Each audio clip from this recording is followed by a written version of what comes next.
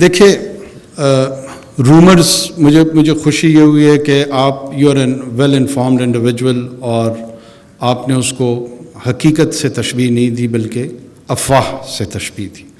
افواہیں جو ہیں وہ دشمن پھیلاتا ہے, وہ مخالف پھیلاتا ہے, وہ دوست نہیں پھیلاتا. وہ یہی چاہتا ہے کہ میرے اور آپ کے بیچ میں ان افواہوں کی بنیاد پہ اس طرح کی غلط فہمیاں پیدا ہوں کہ آپ میری نیت پہ شک کریں اور میں آپ کی نیت پہ شک کروں. اور ہمارا کام یہ ہے کہ ان کو ایڈریس کرتے ہوئے ان افواہوں کو اور اس سے جنم دینے والے جو منفی جذبات ہیں ان دونوں کا مقابلہ کریں. یہ اس پوری جدوجہد کا حصہ ہے, یہ اس پورے جہاد کا حصہ ہے, یہ اس پوری کاوش کا حصہ ہے. کوئی تصور بھی نہیں کر سکتا پاکستان میں اس قسم کے احمقانہ اقدام کی. Nobody can dare. No one can dare. ہماری آپ کے ساتھ ایک پرنسپلڈ اصولی جرنی ہے اور اس کی ریئلائزیشن کے پیچھے 90,000 سے زائد لوگوں کا خون ہے. یہ اس کوزی انوائرمنٹ میں میرے اور آپ کی گفتگو کا نتیجہ نہیں ہے. کشمیر کی تحریک, کشمیر کی تحریک میں جموں کے شہداء سے لے کے شہید وانی تک کی ایک بہت لمبی کہانی ہے.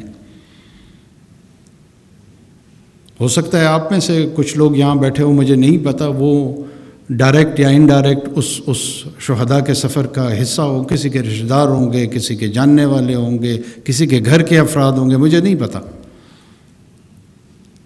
پھر میں آپ کو عرض کر رہا ہوں کہ پاکستان کی جانب سے 3 لڑائیاں ہم اللہ کے فضل سے لڑ چکے. ہارے ہیں, جیتے ہیں, ڈزنٹ میٹر, ہم لڑے ہیں. اور ہم ہر قسم کی جنگ لڑنے کے لیے تیار ہیں.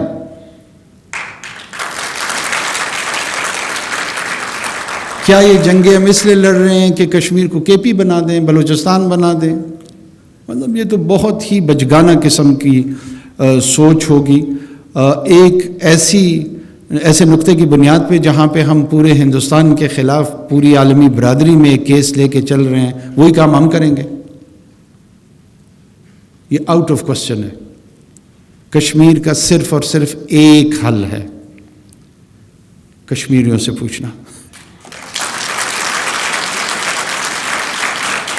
آپ جو انڈیپینڈنس ایکٹ تھا اس کے تحت آپ سے یہی سوال ہونا تھا کہ کیا آپ ہندوستان کے ساتھ زندگی گزارنا چاہتے ہیں یا پاکستان کے ساتھ. بس اسی کے تحت انڈین یونین ایک لیگل اینٹی کے طور پہ ابھری ہے اور پاکستان بھی ابھری ہے. جو کمیٹی آف نیشنز میں ہمیں قانونی حیثیت حاصل ہے وہ اس ویسٹ منسٹر پارلیمان کی جو لیجسلیشن تھی اس کے تحت ہے, اور اس کے تحت یہی سوال ابھی تک ان آنسرڈ ہے. ہم اس کا جواب آپ کے ذریعے جاننا چاہتے ہیں کہ کشمیری اس سوال کا جواب دے دیں. جو ان کی مرضی ہے وہ سب کے لیے قابل قبول ہوگا, پاکستان کے لیے بھی قابل قبول ہوگا اور ہندوستان کے لیے بھی ہونا چاہیے. ہندوستان اسی پہ تھوڑا درمی دکھا رہے, وہ آپ سے پوچھ نہیں رہے. یہی تو جنگ ہے ساری کی ساری کہ وہ شناخت کے طور پہ کہتا ہے کہ یہ انڈین ہے. 370 ہٹا کے اس نے یہ کیا کی ہے کہ یہ آئیڈینٹی انڈین کی ہے. سید علی گیلانی صاحب نے کہا نہیں میں نہیں ہوں انڈین. شبیر شاہ صاحب کیا کہہ رہے ہیں, نہیں میں نہیں ہوں ہندوستانی. کیا ہوں, اس کا جواب چاہیے. اس جواب کے جو طریقہ کار ہے, پتہ لگانا ہے, وہ پلیبسائٹ ہے. یہی فیوچر کورس ہے, یہی پاتھ وے ہے. پاکستان اس کے ساتھ کمیٹڈ ہے. ہم رتی برابر اس پوزیشن سے پیچھے نہیں ہٹیں گے. یہ کشمیریوں کی روح کی آواز ہے اور ہم اس روح کی صدا کو لے کے جگہ جگہ جائیں گے. Thank you.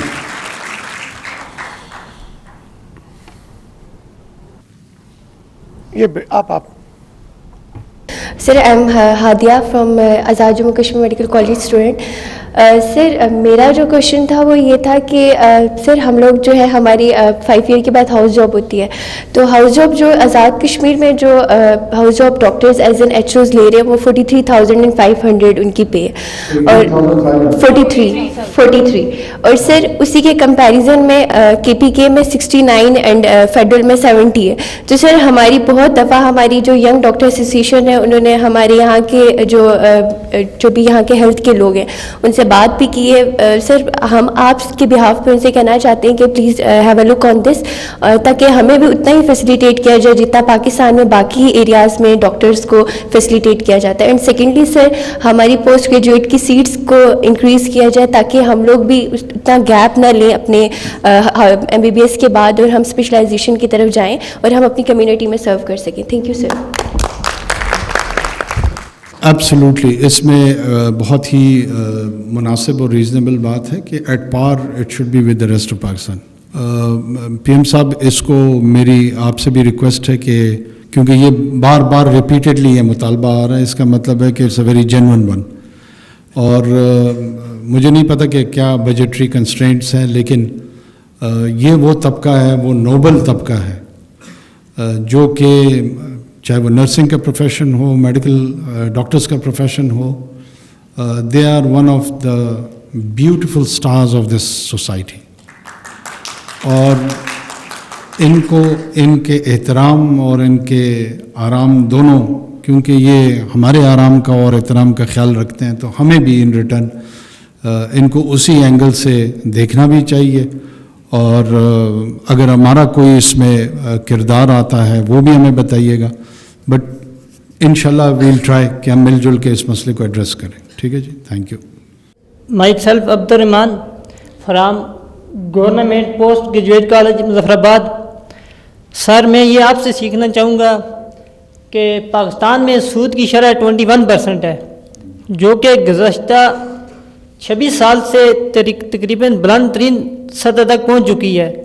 تو اس کو کیسے ریٹین کیا جا سکتا ہے, کیسے کام کیا جا سکتا ہے؟ بہت شکریہ.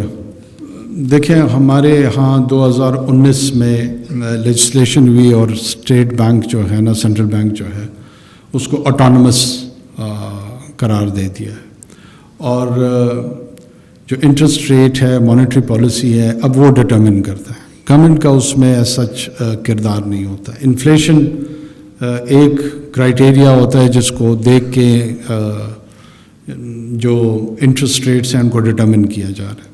ہم خود بھی بحیثیت حکومت یہ سمجھتے ہیں کہ اس کو ایڈریس ہونا چاہیے.